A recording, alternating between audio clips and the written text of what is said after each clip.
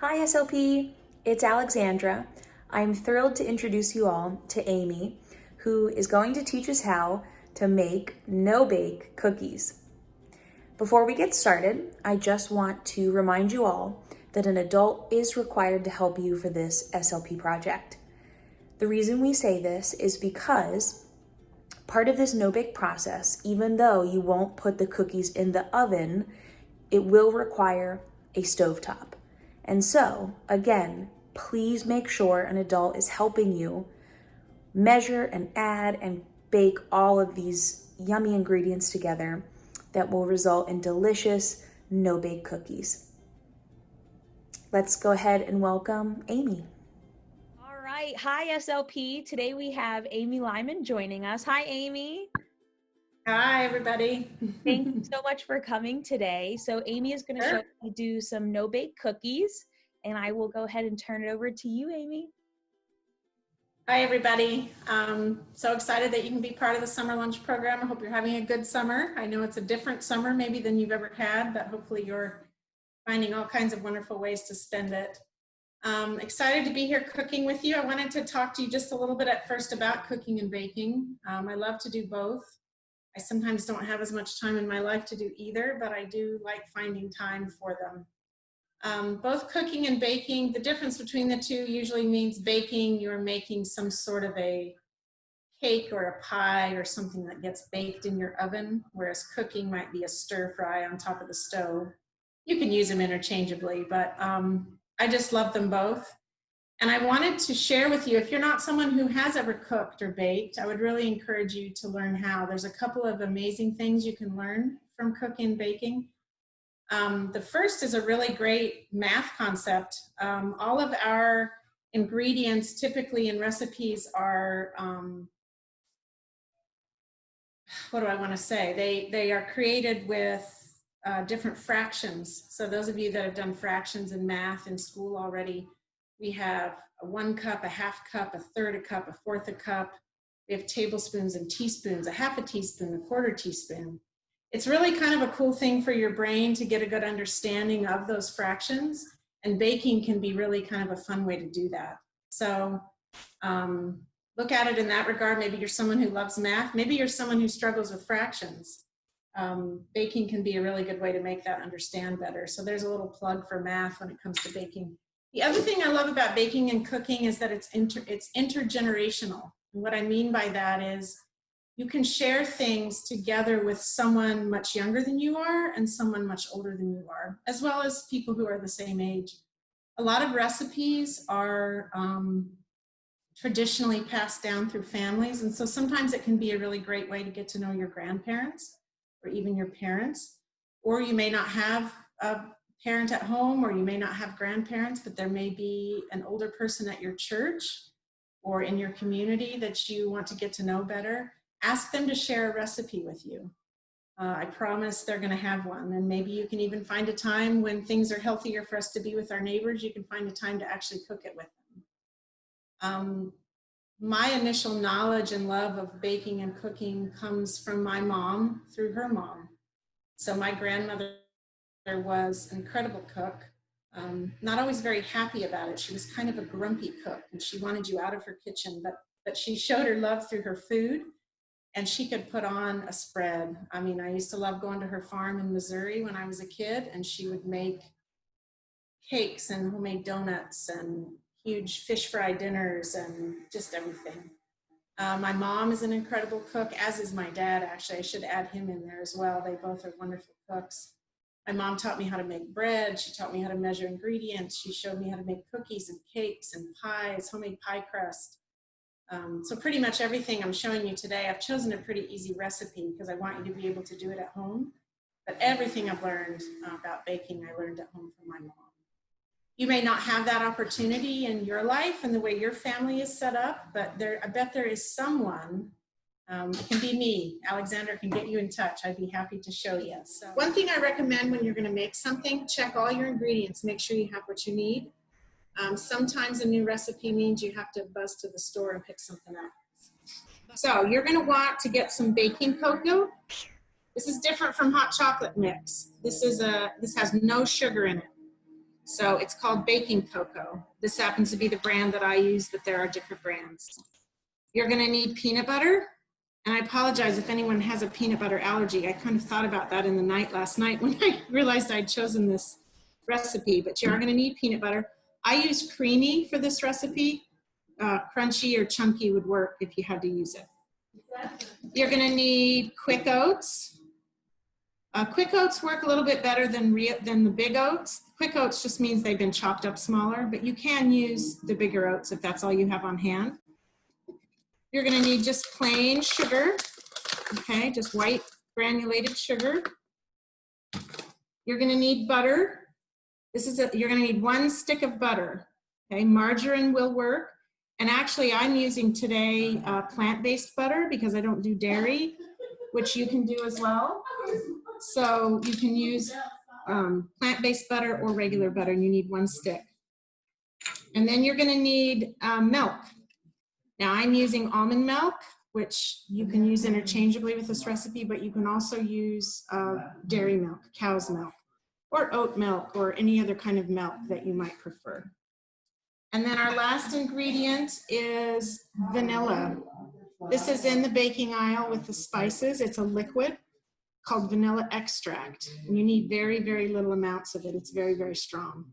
So those are the ingredients, okay? All right, I gotta get my recipe. That's the other important thing you gotta have. You gotta have your recipe. So these are called no-bake cookies, which means we are not gonna put them in the oven and bake them, but we are going to cook them on the stovetop for a little bit, okay? So we are gonna need a saucepan, okay? This is a sort of a medium size. Don't use a terribly small one because you don't have room to stir them all together. This is actually the final pot that the cookies will go in. You don't actually need a whole bunch of dishes for this recipe, which is great. So this is a saucepan that can go on the stove, okay? All right.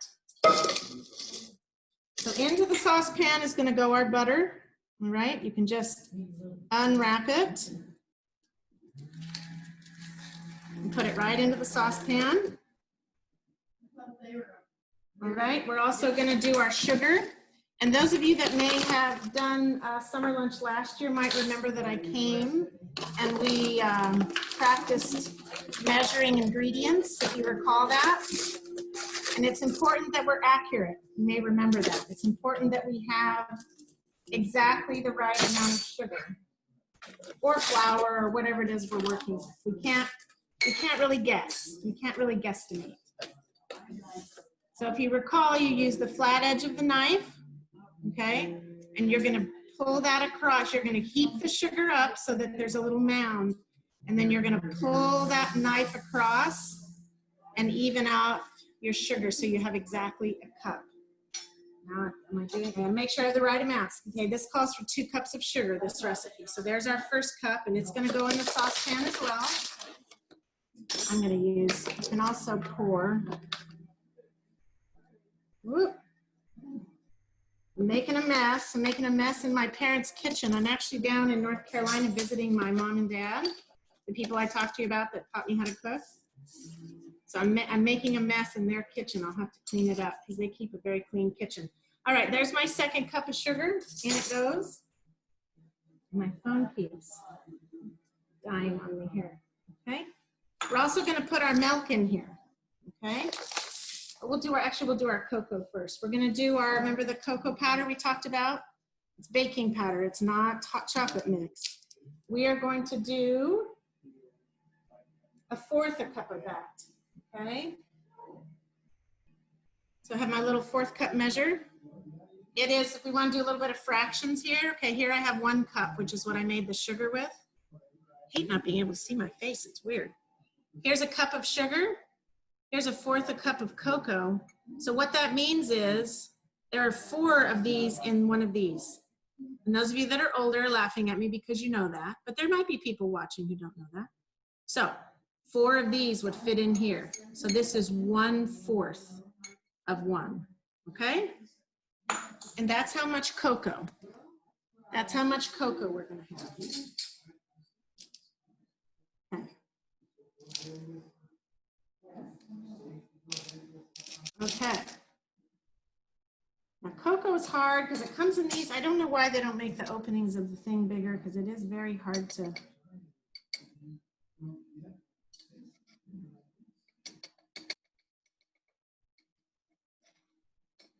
Okay, so here's our 4th cup of cocoa. It's also going to go in our saucepan.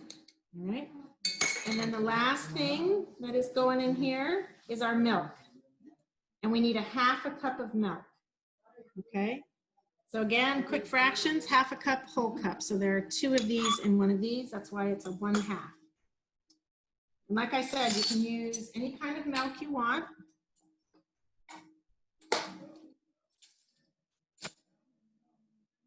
Okay. So 1/2 cup of milk. All right.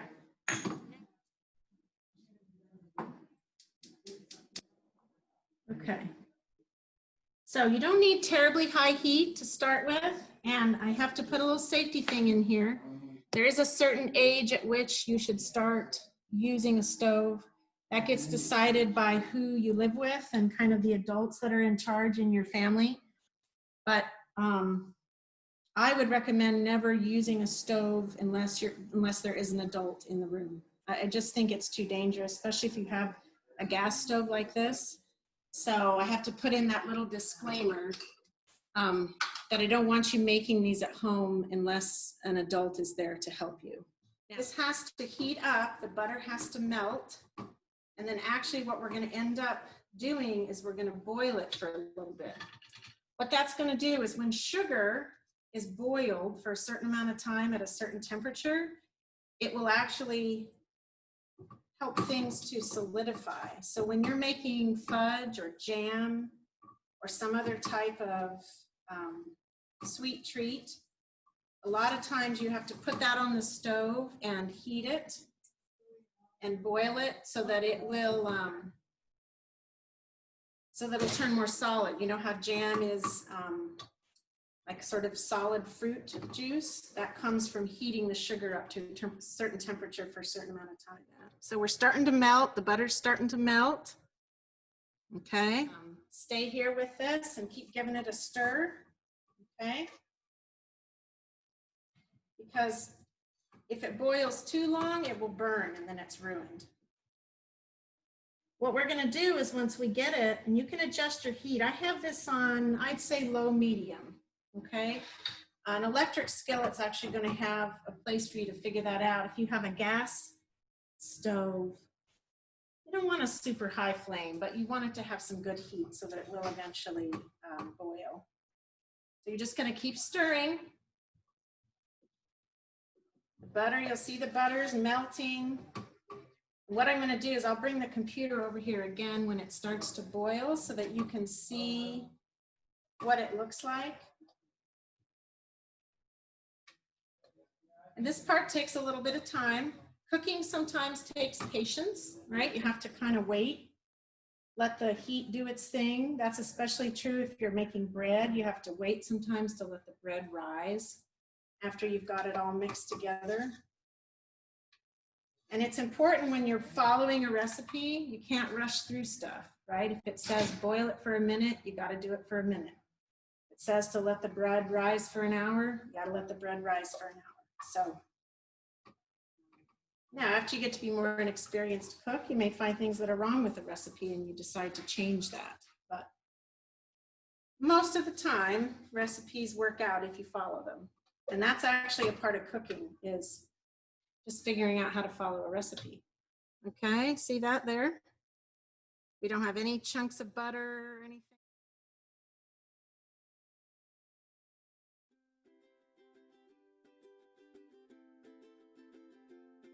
There's some bubbles at the edges, but that is not a rolling boil. So we are not going to start our minute yet. Okay. You can see just a little bit of bubbling at the edge.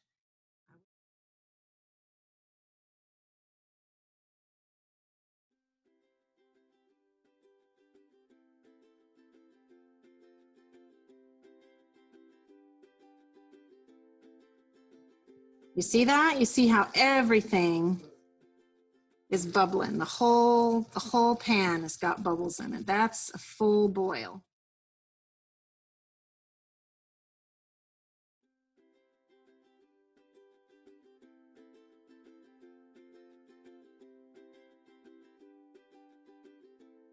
We need 3/4 cup peanut butter, which is 1/2 cup plus a 1/4 cup. Most measuring cups don't come with 3/4 cup measures. Okay, so there's what I often do with these is I just stay over at the stove and I just move this off the heat, turn off my burner. Okay. So I have my peanut butter. You're not going to get peanut butter measured out as accurately as you are sugar or flour, and that's okay. Don't worry about that.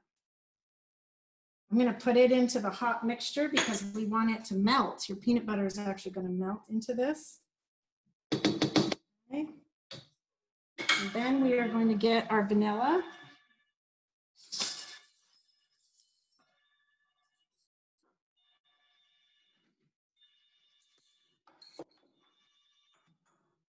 I have to double check my amount of vanilla that I want to do. It's very important you don't do too much vanilla. It calls for 2 teaspoons of vanilla, which, to be honest, feels like a lot to me, but we'll go with it.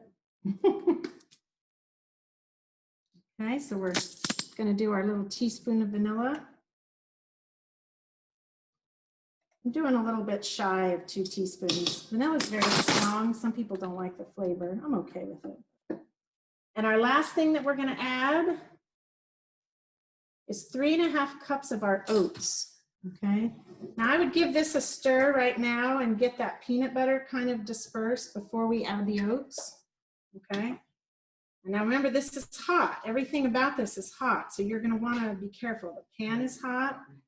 The liquid, of course, that you're cooking is very hot, so you're going to want to be careful, okay?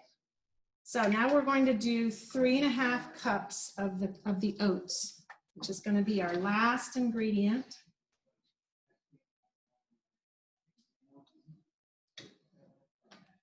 I'll put in, I actually cheat a little bit on this recipe, and I put in a tiny little bit of salt. It doesn't call for it, but I think it mixes well with the sweet and makes it taste kind of nice. All right, so we're gonna do, got my oats here. We're gonna do 3.5 cups, and you just want them leveled off. You don't want them mounded. You want the cup to be level. That's 2, that's 3, and then I'm gonna fill it half full, and that's 3.5 cups of oats. Now you just need a little bit of elbow grease. You're gonna get this stirring. You should feel things kind of starting to thicken up. If they don't thicken up that well, which I'm questioning mine here, it may mean that you didn't cook the sugar long enough. And if they don't work, that's when you eat them with a spoon out of the bowl instead of making them into cookies. Which, how embarrassing would that happen while I'm doing a demonstration? But you know what? Not a big deal. Okay. So now, look what we have. So, what I have laid out here on the counter is some wax paper. Aluminum foil will work. Just something that isn't gonna let the pan stick to it. Now this pan is hot. I have a granite workspace here, so I can put that on here. If you have a Formica or a plastic or even a wood, you don't want to put something super hot on there. Okay. Oh, I do think it might be thickening up. So I just have a little scoop here. Some of you may have like a cookie scoop. Whatever you want to do, you're just going to plop these down on your cookie sheet in like a little mound. They'll spread out a little bit on their own. Once I get these.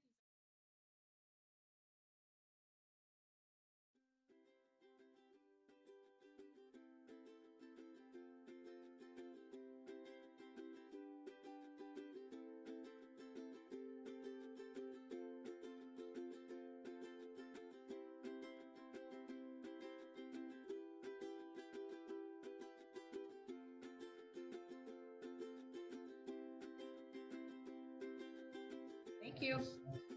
Thanks, Amy.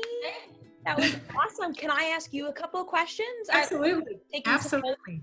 Okay. That was so cool. So I loved what you said in the beginning about the connection between like cooking and baking, and how there's a math component to it.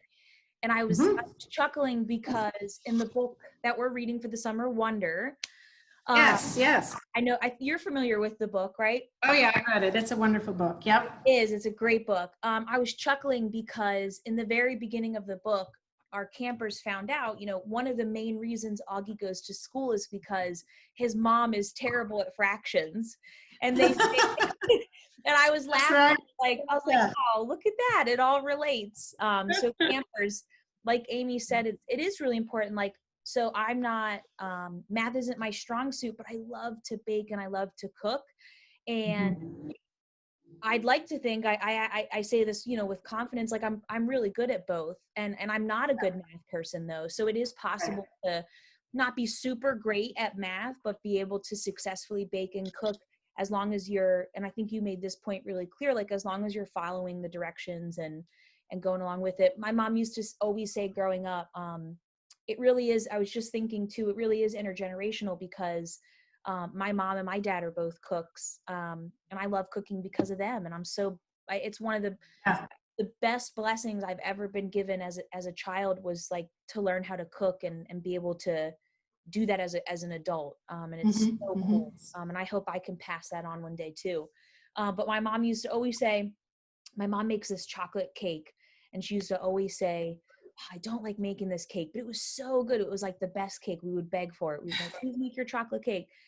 And I asked her, I was like, why don't you like to make the chocolate cake? And she said, because with baking, it's a science. You have to be exactly right with everything. Yep. She said, whereas cooking is an art. You can add a little bit of this, a little bit of that. And I was like, oh, that really stuck with me. Like with baking, you can't be like, oh, here's a little more sugar, here's a little more milk. Like you could definitely mess up your wonderful creation. Yep. And then my last comment, and I do have one question, was I just love that you talked about learning new things. That's a message that Joey and I, our program assistant, are really trying to tell all of you participants of SLP is, Augie takes a huge leap of faith trying school for the first time and making new friends, and it can be a really scary thing. And hopefully this summer you try country line dancing, you try to make no-bake cookies and branch out a little bit and learn something new. And so I was just really grateful for all those messages that you shared with all of us. I don't know if you have any thoughts or if you're ready for my question or what you're thinking. No, I just, I really, I think we've learned a lot in the last few months that even when things don't go the way we hope they would or the way we thought they would, that we can still be strong, we can be resilient, we can find different ways to have fun, different ways to learn, different ways to do all those kinds of things. And rather than it needing, summer lunch is very different this summer, but it doesn't have to be a bad thing. It means different, and different can be good. So I would just encourage all of you guys that are watching this who are having a potentially different summer and maybe have a different spring in school than you were used to focus on the fact that it is different, but that I promise if you would write a list, you've learned new things and you've met new people and you've figured out different ways to accomplish what's important to you. And I think that is, something that's really, I'm proud of the summer lunch program of forging ahead in a time when it's very different than it's been in the past. But I think it just shows that if we are creative and patient and collaborative, that we can work stuff out. So awesome. Well, thank you. For those of you that are watching today, good job. And I hope you like eating your cookies. Thank you for that. That means a lot to us. I really appreciate that. And so, my question, I was thinking the same thing as you. We must have had the same thought. When I saw peanut butter, I was like, oh, like what could an alternative be? Yeah. So I Googled it and I wanted to know what your thoughts were. Okay, good. So 5 alternatives for if you don't want to use peanut butter. Mm-hmm. And it might not be that you're allergic. Maybe somebody else in your family is allergic, or maybe you just don't like I know people who just don't like peanut butter. That's right. An interesting consistency. So the options were sunflower seed butter, okay, tahini, cookie butter, soy nut butter, and the last was coconut butter. And I was wondering what your thoughts were on those. Well, I think baking wise, consistency wise, your best bet is probably going to be the coconut. But Okay. then if some don't like the flavor of coconut, my recollection, although I don't use it a lot, is that sunflower seed oil is very oily. Okay. So I'm not sure how that would translate. Tahini, that's fascinating to me because it is typically used in savory things, meaning things that aren't sweet, not desserts. So I don't know. I mean, I enjoy the flavor and I eat it on a lot of the like Asian and Eastern European things that we make. And then what were the other ones? Yeah, the other two were cookie butter and soy nut butter. Huh. Well, soy nut butter, that's probably going to work fairly well too. I know a lot of recipes I've seen, they'll substitute that if there's a peanut or just a nut allergy in general. Yeah, because it is. Yeah, I think there's tree nuts and ground nuts. Right. What would be kind of fun, and now you've got me wanting to do it, would be to grab a couple of those and experiment. Right. That's the cool thing, making recipes. So you could actually come up with the next new amazing no-bake cookie recipe for kids who have an allergy to peanut butter, which how cool would that be? So, and I would do it, I would do the exact same amount. Typically you wouldn't need to change the amount. I would still do the 3/4 cup that it calls for the peanut butter. Now some of those things in Shippensburg might be hard to find. You could look online, which I'm going to be doing it today because it's kind of exciting. You know, you may need to order those things online. The giant grocery store in Chambersburg might have some of those things. Shippensburg's grocery stores don't have a lot of non-mainstream foods, but you could look. But yeah, that's so I would, you know, if you're someone who likes to experiment, take the recipe that Alexandra will give you for these cookies and start putting stuff in them and see what, you know, I'd love to hear what works. Yeah, so Joey and I are going to make our no-bake cookies later this week. And what we'll do is we won't use peanut butter. We'll try one of these. Perfect. One of these. Yeah, I would go with the coconut. I mean, I love coconut and chocolate go really, really well together. For someone who but it is a strong flavor. So you are going to have a coconut flavored cookie when all is said and done. Yeah. For someone who doesn't like that flavor, that wouldn't work. But I think that, and then probably my second choice would be the soy. I would try that maybe. Okay. But I'll be curious to see. I mean, tahini is just isn't that a sesame seed butter? Isn't tahini sesame seeds? Yeah. So it just, you know, tends to go savory, but I don't see why it, you know, there's an awful lot of sugar in these, so it probably could work too. Yeah. It could complement the sugar part. Yeah. Wow. Yeah. Cool. Yeah. Well, I made some notes that tahini, soy nut, and coconut could be ones to experiment with. But I will share this link with other families and just let you all know as a reminder that, you know, Amy does suggest peanut butter. It just complements these cookies.